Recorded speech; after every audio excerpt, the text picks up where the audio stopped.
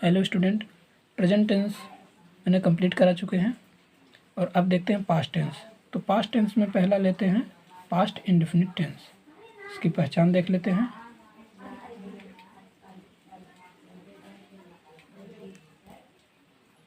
तो पहचान क्या होगा इसका? जिस हिंदी वाक्य के अंत में ता, था, ती, थी, ते, थे आदि शब्द लगा रहता है वह वाक्य पास्ट इंडेफिनिट टेंस का होता है। ठीक है, और अब हम इसके पहले पार्ट को देखते हैं, अफर्मेटिव सेंटेंस। पास्ट इंडेफिनिट का पहला होता है अफर्मेटिव सेंटेंस।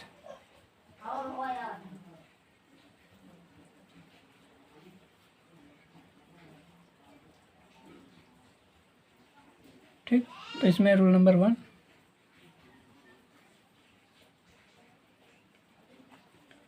तो रूल नंबर 1 में हम क्या लिखेंगे? सबसे पहले हम लिखेंगे सब्जेक्ट, फिर क्या लिखेंगे? वर्ब की सेकंड फॉर्म,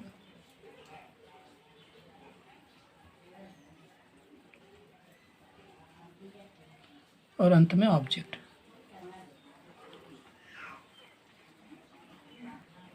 एग्जाम्पल लेकर क्लियर कर लेते हैं। एग्जाम्पल, तो आपके सामने 2 एग्जाम्पल लिया गया है। महेश विद्यालय जाता था, तुम खाना खाते थे। तो आइए करते हैं। महेश विद्यालय जाता था, तो सब्जेक्ट पहले लिखना है, तो सब्जेक्ट लिखेंगे महेश। उसके बाद वर्ब का सेकंड फॉर्म यानी जाना, तो जाना गो। गो का सेकंड फॉर्म क्या होगा? वेंट। और लास्ट में ऑब्जेक्ट, वेंट टू स्कूल।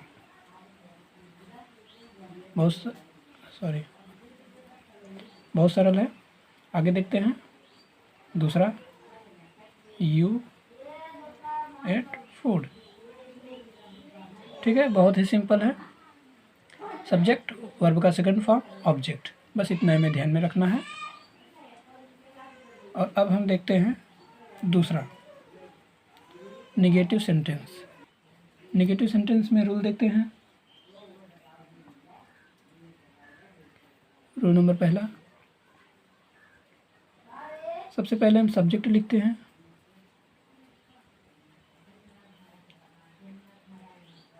फिर डिड लिखते हैं और फिर नॉट लिखेंगे। उसके बाद वर्ब और अंत में ऑब्जेक्ट। ठीक है, ये भी बहुत सिंपल है। डिड नॉट का प्रयोग कर देंगे, सब्जेक्ट वर्ब ऑब्जेक्ट, बीच में डिड नॉट लगा देंगे। एग्जाम्पल, तो 2 एग्जाम्पल ले लिया गया है। विकास विद्यालय नहीं जाता था, तुम खाना नहीं खाते थे। तो इसमें सबसे पहले सब्जेक्ट लिखते हैं विकास,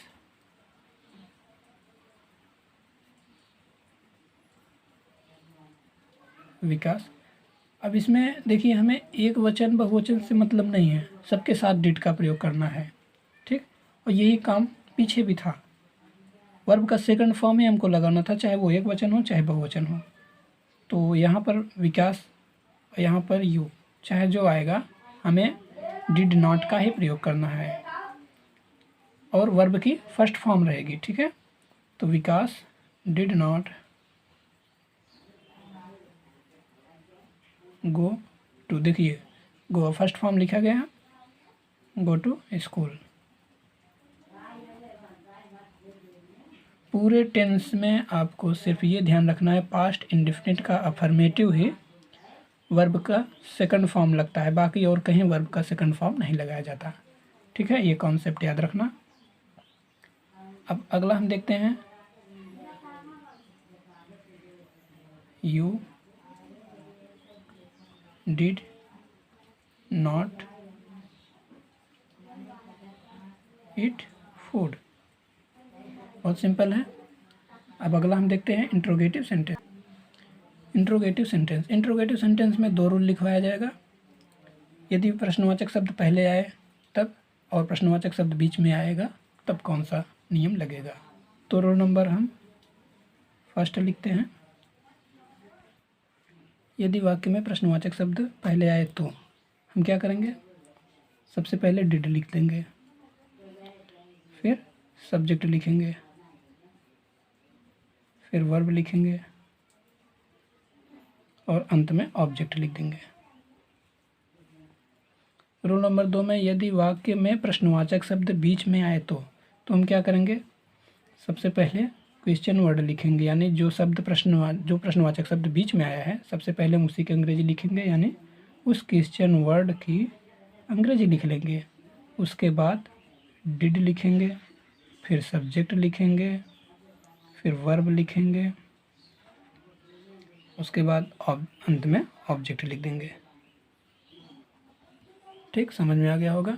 अब हम एग्जाम्पल, पहला एग्जाम्पल है, क्या तुम एक पत्र लिखते थे, तुम पानी, दूसरा है तुम पानी क्यों पीते थे। तो पहला आइए हल करते हैं। पहले रूल के आधार पे पहले डिड लगाने के लिए बताया गया है, तो पहले डिड लगा लेते हैं। देखिए क्या पहले आया है, यानी रूल नंबर 1 डिड, उसके बाद सब्जेक्ट है यू, फिर वर्ब है राइट ए लेटर।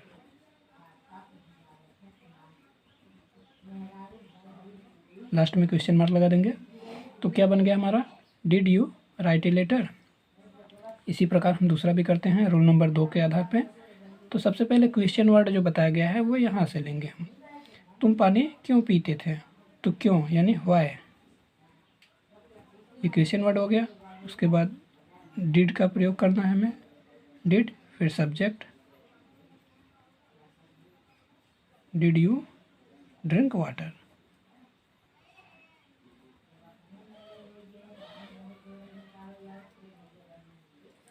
ठीक, बन गया हमारा translation, why did you drink water. अब हम अगला देखते हैं, इंट्रोगेटिव नेगेटिव सेंटेंस।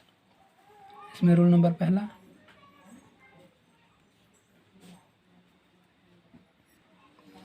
नियम है, यदि वाक्य में प्रश्नवाचक शब्द पहले आए तो हम क्या करेंगे, सबसे पहले डिड लिखेंगे, फिर सब्जेक्ट लिखेंगे, फिर नॉट लिखेंगे और फिर वर्ब लिखेंगे और अंत में ऑब्जेक्ट लिख देंगे।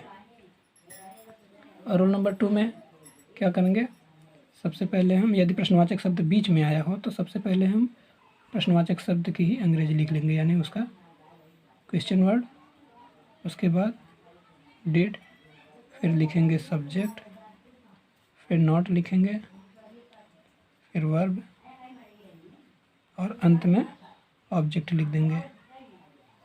ठीक है, अब हम एग्जाम्पल लेते हैं। ठीक है, 2 एग्जाम्पल लिया गया है।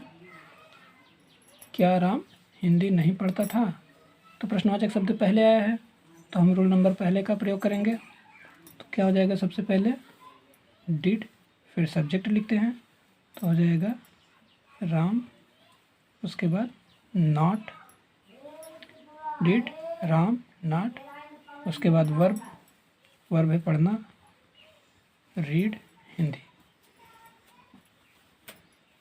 लास्ट में question mark.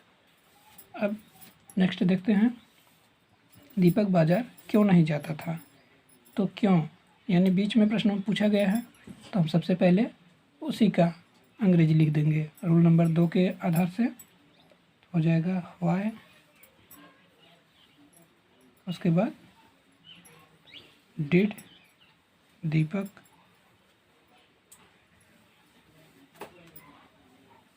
Why did Deepak not go to market. ठीक है, तो पास्ट इंडेफिनिट टेंस कंप्लीट हो गया। इसमें जो भी ना समझ में आया हो तो कमेंट करके पूछ सकते हैं। धन्यवाद। इसके आगे वाला वीडियो हम अगले पार्ट में भेजेंगे। ठीक है।